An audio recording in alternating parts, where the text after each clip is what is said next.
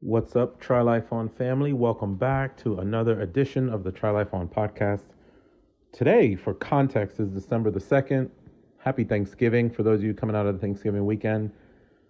I've actually gotten away from doing intros to the podcast recently because I like you guys to jump right into the podcast to interpret the information without me introducing it. Because when I've been introducing things in the past, I think you guys are looking for the information that I'm telling you is in there. And that's not the point of doing these podcasts. It's more important to interpret information on yourself and what have you. But in this case, I am going to introduce this particular podcast for two reasons. One, subject matter, and two, technical. So on the technical side, this was recorded roughly 2 weeks ago. I happened to be in coastal Lebanon by the sea at home.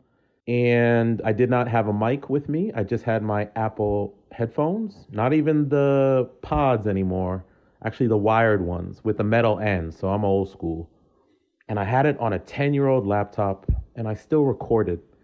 For the folks who are doing podcasts or want to get into this type of space so you can try and get good information out to people, I think people are overthinking it with like quality and things of that nature. Sometimes it's just good to roll with it and get information out. Because when you meet someone like the person I'm going to introduce you to, you just want to let the magic flow. So who cares about the technical? Get the information out there. So that's the first thing.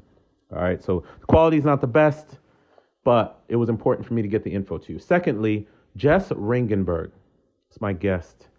Jess and I connected because she commented on something I did on social media.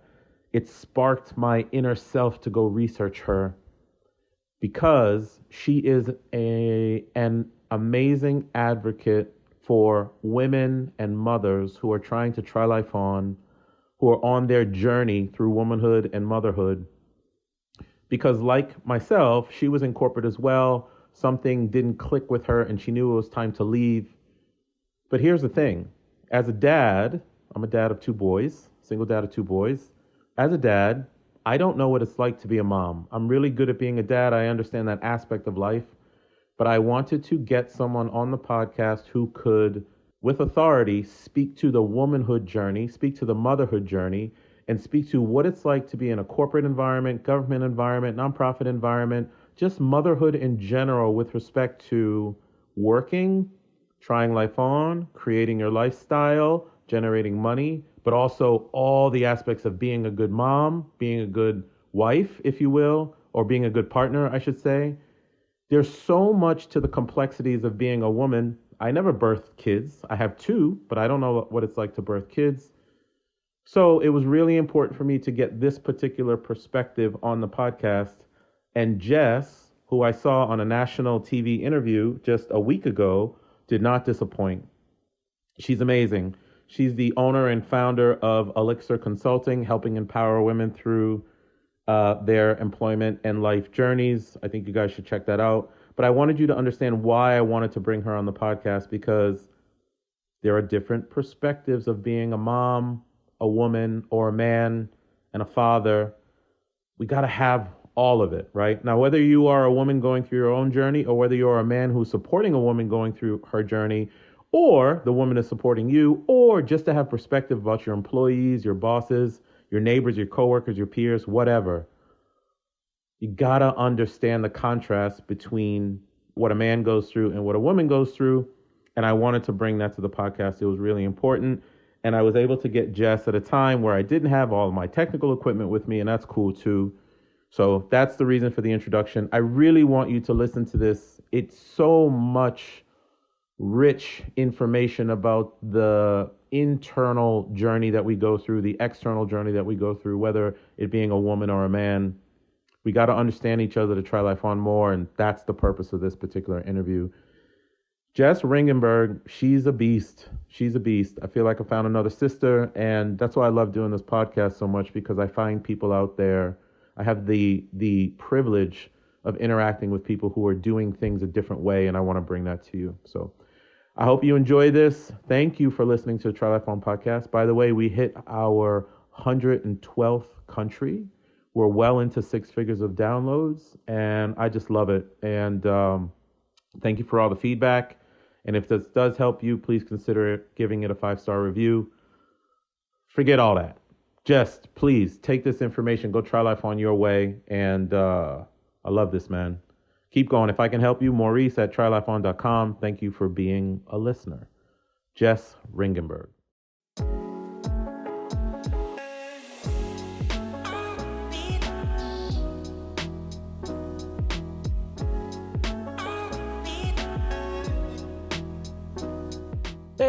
Hey, what's Hi. happening? Oh, I love the glasses.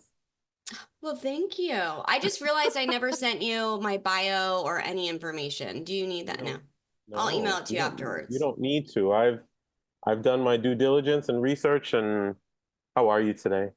So good. And I have two Mm. children home on Yes. Thanksgiving break. So if you hear fighting over their Oh. video games, then we'll just Bring we'll them, just address the elephant in the room. yes, bring them to the conversation. Hey, I just want you to see, you see that behind me? Is that an ocean? That's the sea, that's the Mediterranean Sea. Yeah. And it's 4:30 here, so it's getting a little bit dark, and I'm in this place where I typically stay, which is like the basement apartment of a family that I've known for a long time, and they're very cool, and I try to always come here, and so we're gonna chat from here. Ugh, I love that. My mother was born in the south of France. So She was I have like some Greek, French background, Egyptian, lots of Mediterranean genes in my body. amazing, amazing. How So, fun. It's beautiful there. yeah, I I mean, love the Med. I have to leave tomorrow to fly back for Thanksgiving, and I'm very happy to be coming back for Thanksgiving. But it's been raining. I'm in coastal Lebanon today. It's been raining for the past 48 hours, extremely strong winds and all that. And mm. but I still went in the sea today because I'm just like, I'm here. Go you. Yeah, like 5 o'clock in the morning, and then probably 45 minutes ago, just now. Uh, life. We gotta Life. enjoy it, Life. right? Like every day. Yeah. I mean, genuinely, this morning I was thinking to myself, if there's one thing that I leave this with, it's that Mm, life is scary, it's hard, it's beautiful, it's joyful, it's full of love, and like every moment is fleeting. And so to just mm-hmm. give one word or power to your whole day Mm-hmm. takes away each individual unique moment because I think, for many, like, "Oh, today was a bad day. It was so hot. It was rainy. It was bad weather. Mm, But what was mm. like that one good moment? What was one thing? Well, I swam in the sea. I got to go swim in the sea. Yeah. It was a really disgusting day outside, and maybe I'm not genuinely looking forward to traveling the next day, but for today, I got to be present and swim in the sea. And I mean, I just think that's life, moment I by think you moment. got it right. I think you got it right. I think we forget to be present. Oh, sorry. We forget that we have the power to be present, and we Yeah. can at any time. It's a choice. Yeah. Try life on at any time, which is what the Choice. podcast is about. Yes, Yes, it's a choice. life is not happening to you. This is your life to It's happening take for you. It's for happening you. for Yeah. Yep. Okay. you. So on that thought, I'm gonna read something to you just as an Okay. intro. Okay, I'm Okay. recording. Don't it's Okay. I'm very casual and stuff, Okay. and we should all be casual with each other. But I'm gonna read something to you, and I just want to see how you react to it. Okay. Okay. All right, here goes. It's 5 a.m. My 10-year-old is in my bed, and I'm debating, should he go to school or stay home? The antibiotic should have worked by now, right?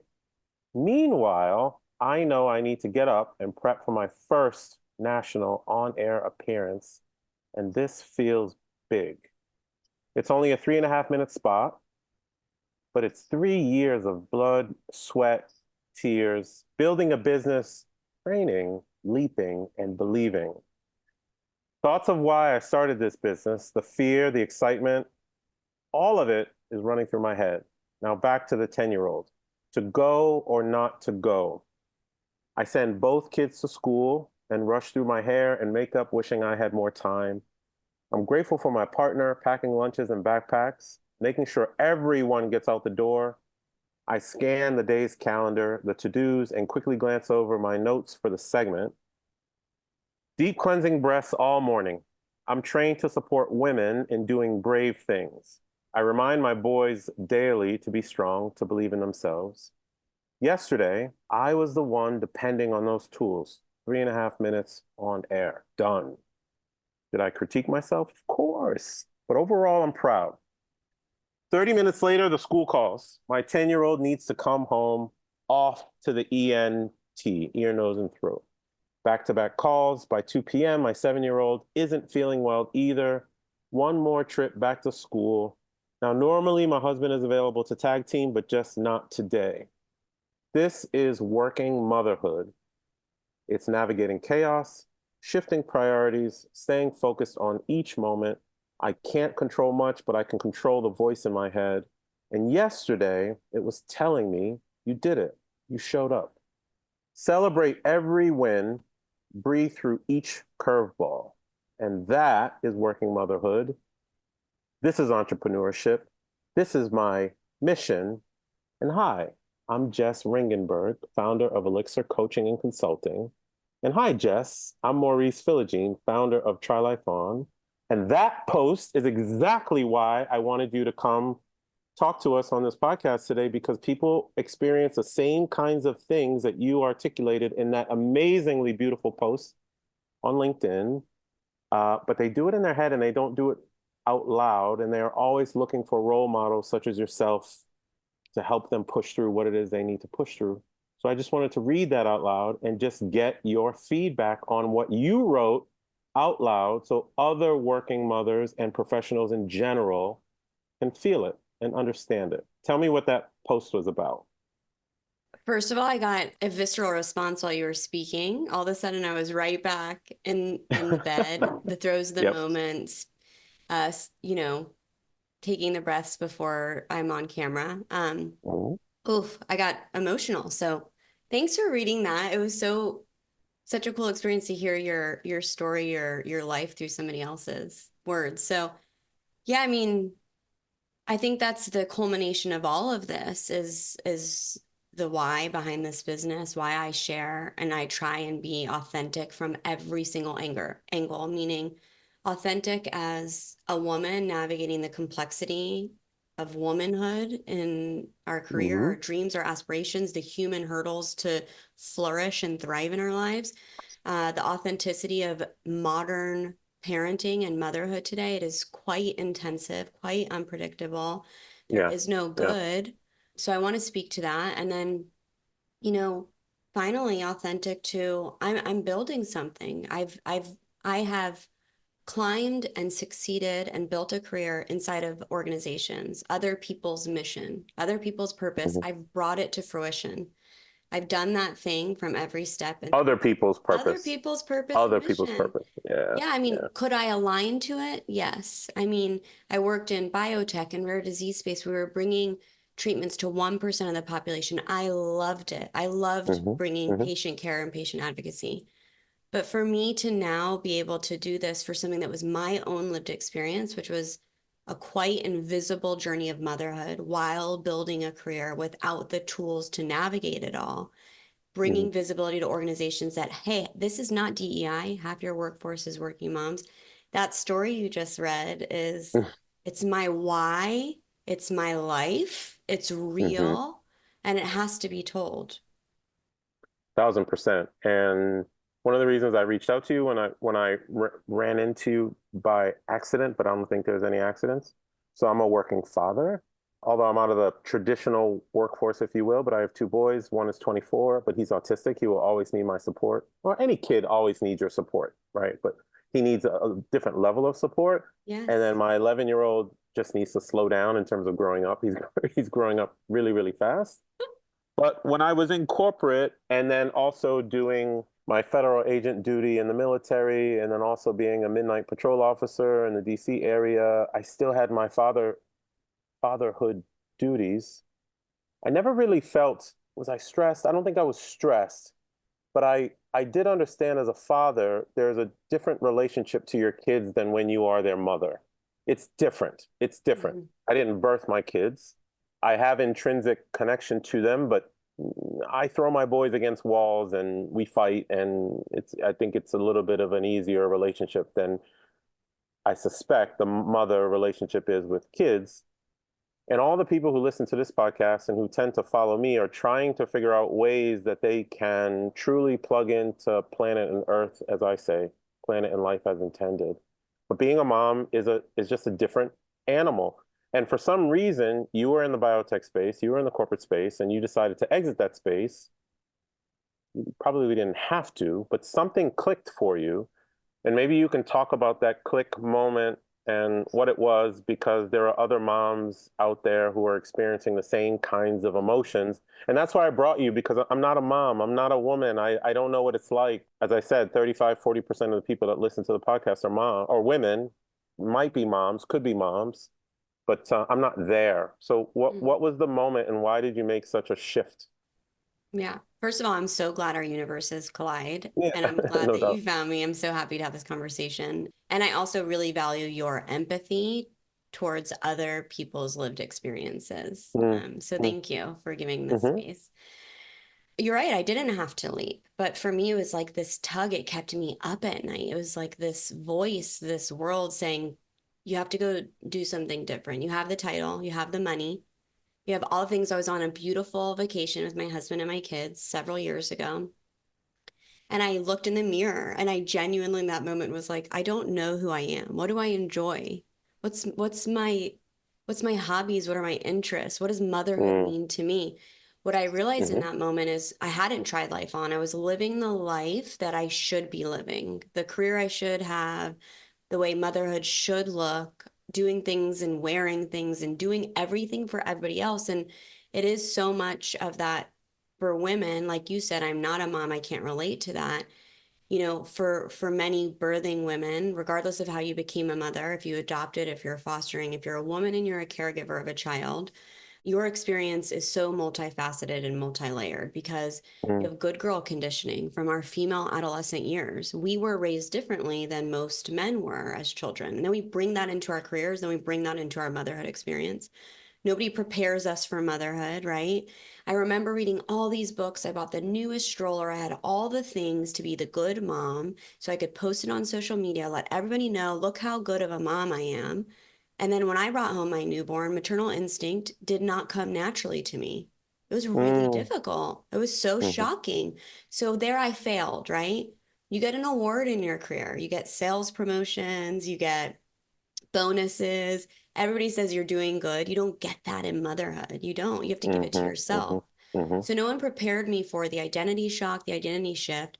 And then fast forward to that moment on this vacation, I realized I have never gone inward. I've never done the internal work to figure out who I am, what I want, what's my purpose, what does motherhood mean for me, what does job, career, and success mean for me. My life deserved some new definitions that nobody taught me. So I did all the things. I hired a coach. I went to therapy for years. I got really uncomfortable. I tried on a life of exploration for a couple of years.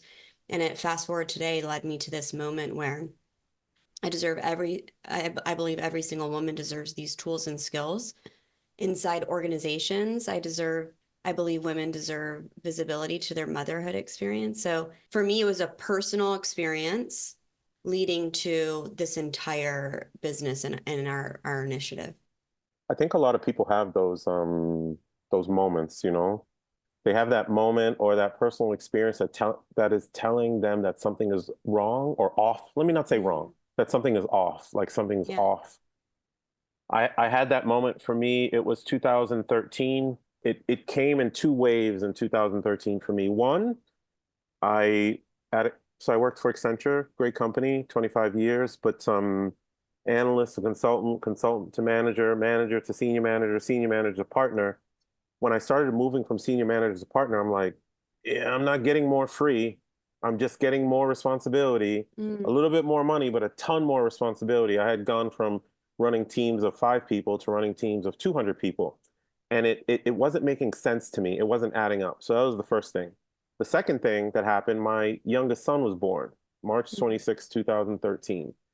And I have forgiven myself for this already. Like I gave myself grace for this particular thing. But when I was at the hospital with his amazing mom, I had my laptop with me. And mom was going through labor in the room. And in her cycles, when she would sleep, I would go back to the laptop mhm, because I thought, in my mind, I was like, this is the culture. This is what I have to do to get to where I need to be And it just woke me up. And that's when I never accepted a promotion again. That's when I doubled down on doing real estate so I could find my own way to personal freedom. I think the challenge for people is you have those personal moments, you don't act on them. Like your Mm. subconscious is telling you that something is off, you don't act on them. So what do you like for ELIXR and for the women that you support now, and I think you generally support a lot of people, what do you tell them about acting on that feeling or that emotion or that thing that is saying shift, change it, go try life Yeah. on or whatever? What are you telling them? Oof, so many layers to that story. And I'm just like wrapping you in so much human love because honestly, giving yourself compassion, grace, and Mm, forgiveness for things is really important, especially for parents and caregivers. With moms, we experience this term mom guilt, and guilt is such a useless mom guilt. waste of emotion It because is. it's probably the most negative emotion. It also says you did something wrong, you did nothing wrong, let it go. But anyways, I just wanted to tell you and applaud you for you overcoming that. Yeah. I think a lot of it stems from the internal permission and curiosity. Like we don't get curious enough for like what you just said, that tug, something's disconnected. I don't want that experience I had in the hospital to follow me the rest of my life. So I went and made Hmm. changes, right? Hmm. For Hmm. many women, it starts with, first of all, giving yourself the space and permission to make time for yourself. What do I Hmm. want? Where do I see myself in 5 years? What feels off? Instead of going outward first to the next company, the next job, starting a business, go inward first, right? Who Hmm. am I? What do I truly want? What's missing? What do I need more of? It's a self discovery, step by step process inside first. And that starts with Hmm. permission, Hmm. putting yourself on the priority list. Next, it's the permission to self advocate, to use your voice, to create the change, to go explore. Talking to your partner, hey, I've been having these feelings. This is the dream I have. What would this look like? What needs to happen to get there?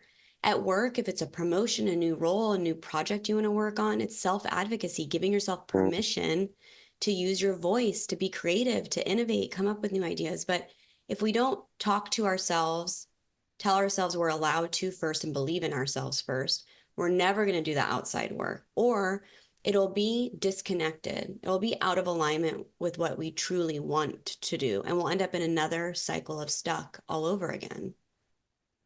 I wholeheartedly agree. I don't know when you say people need to listen to their voice, so I'm going to double down on that. I was posting on this today on LinkedIn about so I went through my own, let's say, mental health crisis 2 years ago. It was because of a failed relationship, and the way that in my entire life, the way that I have solved issues is to create. Like I get another career and I become a police officer and I start this business that's how I solve problems, right? But on that particular one, the only I was forced to go in Mm-hmm. because there was nothing I could do. I couldn't muscle my way up the river this time. So I had to find my own uh well, I turned down the river and started floating, right? So I just started taking care of myself, found my own internal journey, which is why I'm sitting here in this basement chalet in coastal Lebanon right now, because I just go where things make me feel good. But it's hard for people to recognize that moment and do something about it. I don't know what it's like for moms, right? So I want to focus on motherhood. There's so many things that you guys have to deal with, women have to deal with, Mm-hmm. you guys have to deal with when it comes to being a parent, but also going out into the work world and being this amazing Mm-hmm. vixen who controls the environment. And oh my God, it's just I think it's a lot. I think it's a Yeah. lot. How do you do it? How do women? I don't know. I don't even know how to ask the question the right way, right? Like Yeah. there's so much of it out there. How do you do it? How do people Yeah. just grab onto it like that? Oof. I mean, let me decode a little bit from what I Okay. just heard you say too, is my story was throughout my life when I felt something off, I would go create and build and try something new, right? And so I Mm, hear you saying too, I had the space and opportunity to do that. And I believed in myself enough to do that. And then finally you had this moment of pinnacle, something's really stuck. I no longer can find safe haven in creating and building. I have to go inside to create and build a new world Yeah, of yeah. support and tools, So I think that's so ubiquitous to the human experience. I say a lot that nobody teaches us as humans well-being. That's well-being, right? So like high school, college, early career, at no point in our lives do people give us the basics of an internal world No. of support. So that fundamentally is wrong, which is why as a US workforce, we go to the next business, the next job, that we go outside of ourselves. We buy the next car we go everywhere outside of ourselves except inside. We do. And We I was do. one of those people. So I relate to that. I empathize and thank you for sharing that. Hmm. For women, the hurdles are so crazy today because we have intensive work, intensive parenting. There's a motherhood tax that exists inside of the economy and society. A motherhood tax. Wow. Oof. The motherhood tax is academically studied on a well-being scale. It's researched in the workforce by so many credible sources to say, like, what are the gaps? And then you also have childcare that's unaffordable, right? We're spending more time Mm-hmm. at home with our children. Our children, and when they're older in middle motherhood, are experiencing anxiety, depression. They're entering a really difficult collegiate experience and workforce themselves as adult. The motherhood tax and experience never ends. It's from the moment you decide you want to have a child and it goes on for the rest of your life. And the tax just changes.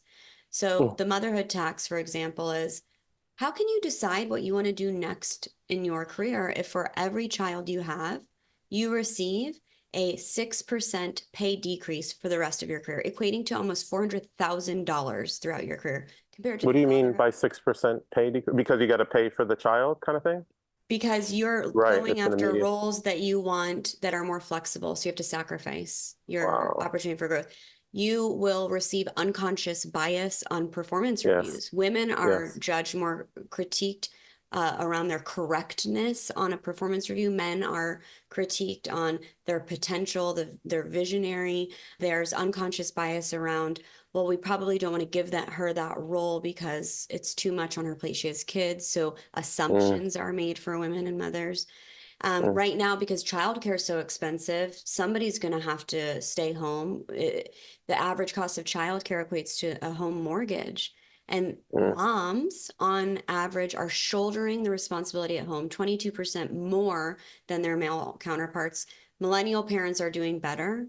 Fathers are stepping Mhm. up and taking on. I took a picture of my husband filling the soap dispenser yesterday, like the invisible labor of parents. Yeah.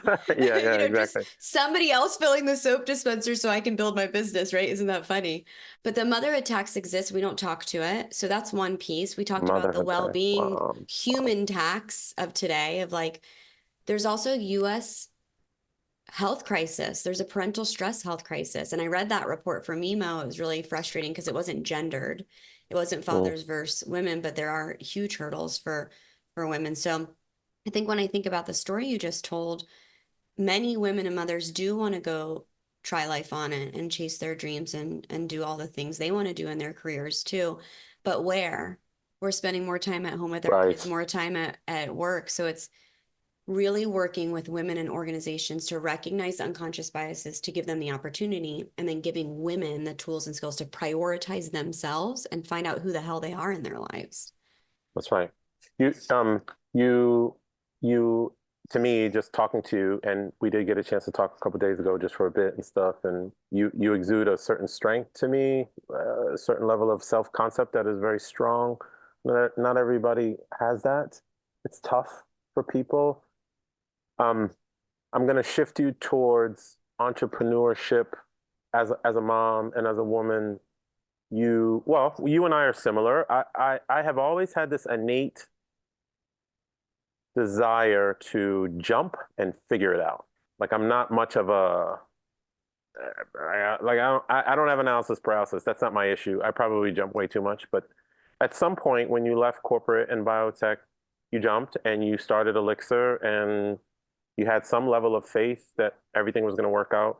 Can you speak to that a bit? Because I think a lot of people want to jump. I have nothing against Mm-hmm. corporate W-2. Mm-hmm. Nothing. I think it's wonderful. I miss my police days. I miss Yeah. military days. I miss Accenture. But you did jump. People want to jump. How did you do it? How did the strength come to you to do it? What were your fears, and Mm. how did you kind of grow on the way down, right? Jumping off the cliff, if you will. Wow, big question. And you're right. I'm like on the parachute next to you, waving. I'm over there like, Yeah. this is Hi, the hi, Jess. craziest thing, but we're doing it. Yeah, exactly, Um, exactly. Yeah. I think I've said this my whole career is I'll bet on myself time and time again. I will. I Mm, trust myself. I know if I look back at history, which we don't do often enough, is to say like, where have I done something like this before? So I look mm, back at my history and I'll always bet on myself. Like I can check the success box. I can make crazy things happen because I really do believe in myself. There's a great book by Dr. James Doty called Into the Magic Shop. And then his second book is Mind Magic. okay. And what I realized is I had been doing this my entire career and I never had the science behind it. And so from neuroscience, he says how impactful visual imagery and visualization is in our lives, like putting pictures Yes. in our mind before we go Yeah. for it, right? And Yeah. I'd been doing that, whether it was a sticky note with a goal on my car, looking at every day, visualizing Hmm. the things to happen. I really would do this. I wasn't meditating purposefully, but I was already bringing things to fruition in my mind. And not Yep. to be woo wooey, like this is science backed, like your brain will go to work for the things you want. So, anyways, to overcome the fear to get to this point, I realized when I looked back, I'd been doing a lot of this scariness for so long. And so I wanted to bet on Mm, myself again. And I will tell you, I read something the other day around entrepreneurship that I love mm. Come. is you have to bet on yourself if it's a marketing need, a financial need, a facilitation need, a strategy need, a business plan need. I look in the mirror and it's me, right? I'm the one doing all of it. So I have to believe in myself fundamentally to learn, reach out, ask for help when needed, and do things I don't know yet, right? It's that not 100%, but I'm 70%, we're going to go with it. And now I have really hard days where every single moment it's telling myself, you can do this one step in front of the other. Let's get through this day. This was a really hard day. Maybe I got no's. Maybe I got Hmm. 100 no's before that one yes, right? So it's on the bad days knowing that it's not every day and that waking up the next morning, it might be an okay day. And then the day after Hmm. that might be a really great day. And it's giving Hmm. each day its space to be separate from the week and the month and letting it snowball and really believing in myself with internal dialogue. You got this, I keep love it. building, keep going. And I know it's so cheesy. These are the basics like visualization and affirmations. Come Mm-mm. on. But when you're doing scary things and it's financial security for your family and knowing you want to Hmm. get somewhere in 5 years, it's this or nothing, Mo. So, like, I have no choice but to believe in myself every day and then be the one to tell myself you'll get through this on the hardest of hard days. We have to repeat the two books that you just said again for me. Into the Magic Shop, Into the Magic which Shop, yeah. was so great. And then his follow-up book was Mind Magic by Dr. James Doty. Amazing. So the book that I have, I told you well, I can't remember if I told you. I feel like I've been talking about this today, but my book that I ran into was Power of Your Subconscious Mind by Dr. Joseph Murphy. And I've always been someone who has believed in visualization, but the way that I've done it is I have scripted what my perfect day would be or what my perfect life would be. And for the listeners of the podcast, they know that to be newsletter 18 on the website is like you create your perfect day. And the perfect day is not here. I'm going to even take it one further. I'm in coastal Lebanon today, not because I just happen to be here, but because 8 years ago I scripted I wanted to live in the Mediterranean. I wanted to be by the sea every day. I ran a field office in Turkey, in Izmir, Turkey, for my military service as a federal agent. And then we would do stuff. I'll just say stuff. We would do stuff on the Mediterranean if we drove south. So I knew I wanted to live on the Mediterranean, had no idea where it was going to be. Fast forward 6 years later, the husband of someone I graduated college with, he's a developer of real estate in Cyprus. My brain was like, "Yep, that's that vision you were talking about. Call him, call him, call him." And I flew to Cyprus 30 plus times. I spent time with him. And it all led to, then I went to Lebanon. It's a very long story, but it all led to, I was starting to realize that the vision that I had scripted for myself was starting to come to Mm. be. If we don't create some, now I'm like preaching to the people listening because you backed me on it. If we don't create some level of vision for ourselves, then what we're doing is we're backing the vision of somebody else. which is why we have this unconsciousness in the 9 to 5 and the rat race feelings and the my life is I'm Yes. struggling and because you have not created the vision. I swear to you, the company that you work in or the nonprofit that you work for, the person who founded it created a vision and you are part of it and you are supporting it. And there's nothing wrong with that, but you also have to create your own, which is what you just said, which is one of the most beautiful tactics someone can create because as far as I'm concerned, your outer world is a reflection of your inner thoughts. If you create a vision in your inner thoughts, then you'll start to see things around you, aka the husband of the woman that I graduated college with. You'll see it and then you'll see act on it and you'll go towards it. But it's very hard for people to jump and you jumped. Could you have done it without partnership of your husband though? Yeah, great question. Yeah, because right, the kids are involved and everything like that. Yeah. Yeah. Yeah. So we have a really highly communicative relationship, which is foundational to, our 14 years of marriage now. Oh, We have a wow. 10 and 7-year-old, and we got married young. But we were always in line with talking about really hard, uncomfortable things. Like that's so our place, right? We talk about the scary things and things we don't want to talk about. And I'm saying that because no, I couldn't have done it with him because we're raising 2 children. It is so Yeah. impossible Yeah. to do scary, audacious things, especially financially for your family. So, and I'll back up. My husband was a stay-at-home dad for 6 years while I climbed the ladder.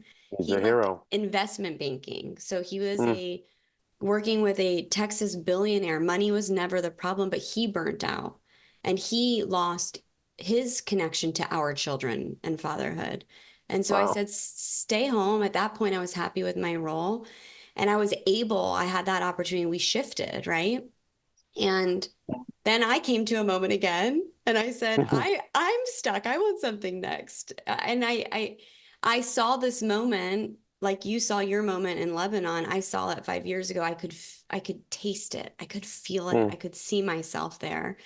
I wanted to build something that was so meaningful and impactful, but I wanted to do it in a way that felt authentic to me. Motherhood is always going to be a priority to me, right? It is. mhm. And my priorities will always shift, but motherhood is foundational. It's there. It's my children.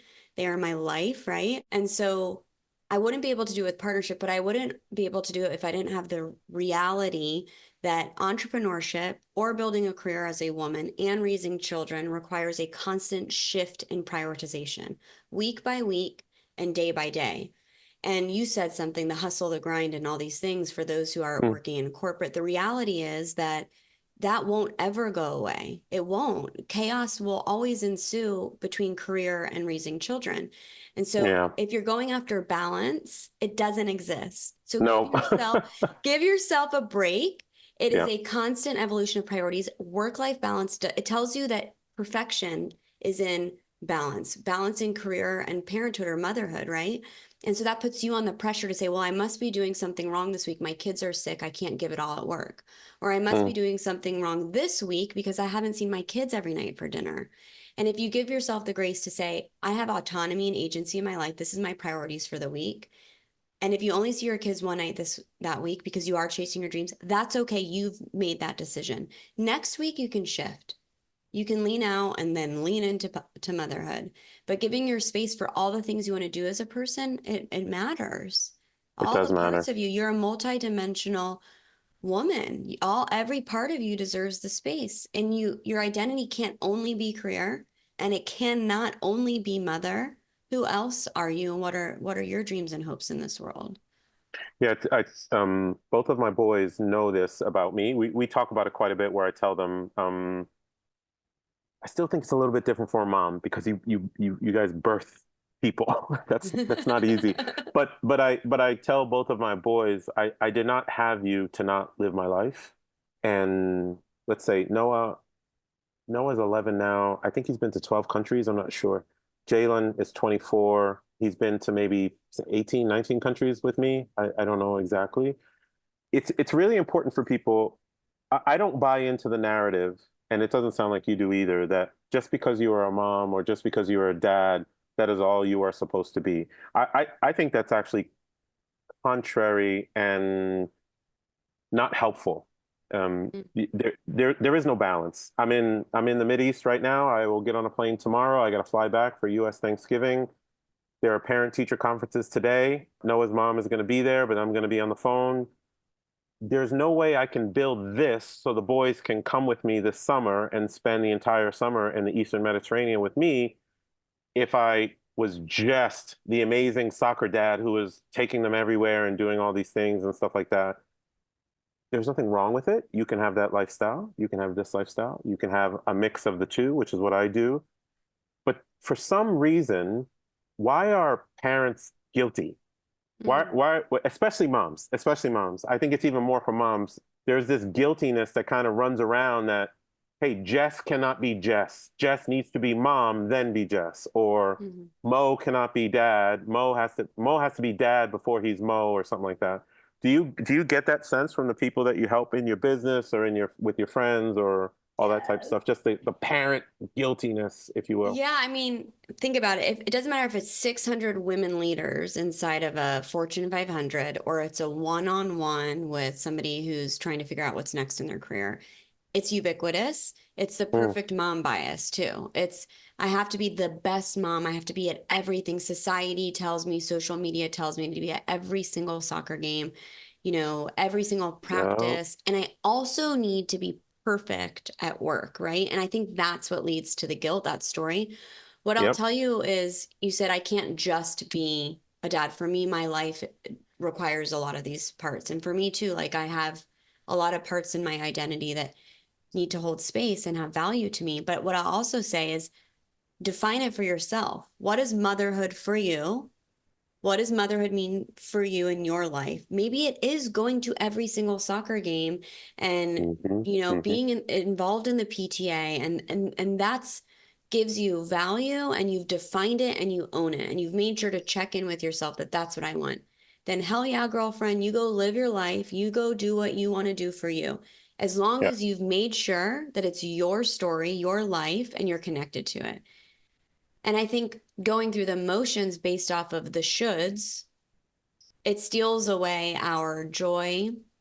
It steals away our experience of, proactively preventing burnout because we're doing it for everybody else. We've defined it by everybody else's expectations. And, even as moms, I talk a lot about like, there's a term matrescence that I research and it's foundational to a lot of the work I do, which is the existential journey of motherhood that hasn't been invisible to women, coined in the 70s.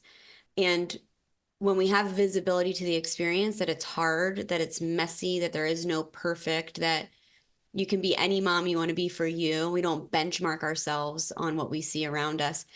It is liberating to our own lived experience. It gives you the authenticity to try your own life on and not live it for everybody else around you.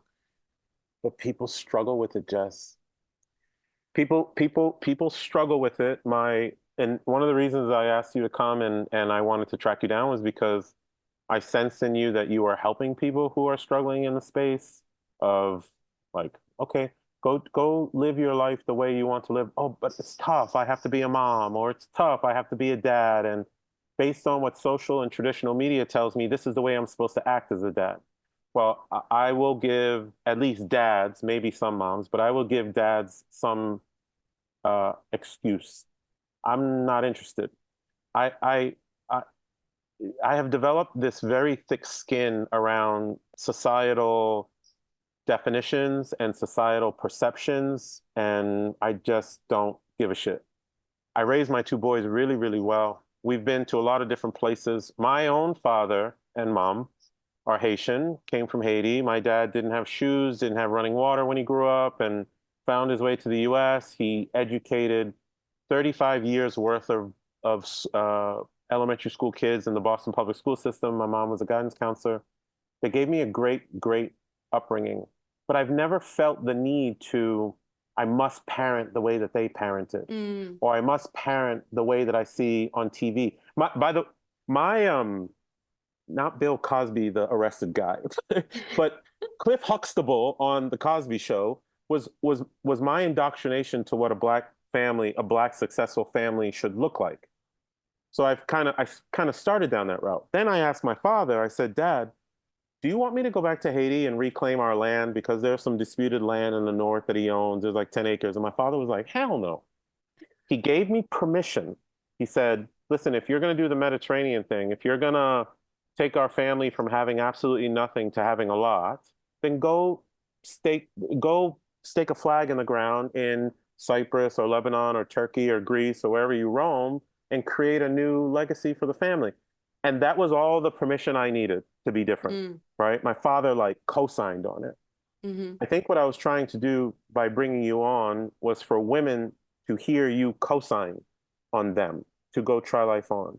And what I try to do for anyone who wants to listen, but especially men, is to co-sign on stop the bullshit. You don't have to do it the way that everybody is doing. And there is no one watching you. There's no one grading you. In fact, if you're going to live alternative as a parent, but do good by your kids, then that is the best way you can possibly live, right? Instead of doing this whole status quo thing. And you are just a shining example of the art of the possible, not just for women. I know I kind of leaned on the woman thing because I'm not one and I care about the topic, but just for people in general, you are a very shiny example of the art of the possible. I'm glad you're doing what you're doing. I'm glad I ran into you. I'm glad I saw that interview of you on national TV. And man, you are something special. Tell me or tell us, ELIXR, tell us about ELIXR real quick, and then also tell people one more thing that they should take into consideration to try life on. Oof. Thank you for that story, Mo. I really loved it. Yeah. Really moving. And rather than being a co-signer to the audience and the women who are listening, I'll be a voice inside their head reminding them to give themselves permission. Yes. To ask their Yeah. partners to lean in and take some of the load at home. It's okay. It's okay to ask for help. At work, to use your voice, advocate for all the things you want to do. Instead of thinking about the worst case scenario or the worst outcome in all of this or what will people think about the best case scenario. How will you feel afterwards? And if you shift that, it changes the game for you for the rest of your life. Wow. So that's probably the tip I would leave them with if we're talking about permission. I work inside of organizations building cultures of support with leadership training and education, recognizing the biases that exist for the motherhood tax. I work on getting women, advancing them in their career into leadership roles, not just women, but mothers, and building communities of support so that women have validation, mentorship, and allies who are living the same experience together. I'm sure you hear about employee resource groups, but I believe we need to go deeper. Community building, bringing really true value to them, like self-coaching, which is the conversation we're talking about today. So I do that inside of organizations. They can find me at elixircoaching.com, ELIXR, one I, because there's only one you. And and follow me on LinkedIn. I'm building. This is year one for ELIXR. This is just the beginning. We're currently fielding research on redefining modern motherhood today and what well-being means throughout all the stages of matrescence. And I feel so grateful for you to give this story a voice and giving me space to share my story. And I'm so happy to know you, Mo. Oh man, it's my pleasure. And I know part of motherhood includes fatherhood too. I wouldn't be here if not for my own mom. And whatever it is that you are doing out there, if I can ever help you, you let me know. If I can be a voice, you let me know. If I can be a fullback to clear the way, you let me know. We don't give motherhood and women enough credit. It's not that you need it either, but I don't think there's anything harder in the world than being a mom. And by the way, us kids, I'm still a kid. We do sense the shift, you know? Like I'm 49 now. I just turned 49 a couple months ago. I'm sensing the shift now with my mom where I am now looking out for the matriarch who quote unquote gave me my permission to be who I am, you know? So there's a shift in the journey. But man, what would we do without you guys? I hope people got a sense of you and people take some strength and an excuse to go be who they are supposed to be. And if they need support to reach out to you, reach out to me. There are people like you and I who really want to help people just get out in the world and try life on. And I'm super grateful that you would even grace my screen. Thank you for coming. You're the best. Thanks for having me. Awesome. All right. Hey guys, this is Maurice, host of the Try Life On podcast, and thank you for listening to another episode. I hope you are finding it useful and helping you design your own lifestyle that you don't need a vacation from. If that's the case, please consider dropping a review for me, whether in Apple, iTunes, or in Spotify. Drop a review, put some stars on it, give me some feedback on how I can make the podcast better, what information you are looking for. I am doing my best to get information to you on the Try Life On principles, the 5 freedoms, how to build lifestyle, travel hacking, all of it. And I want to do it for you. So please do a review for me. And until next time, my name is Maurice Philogene, and this is the Try Life On podcast. Peace.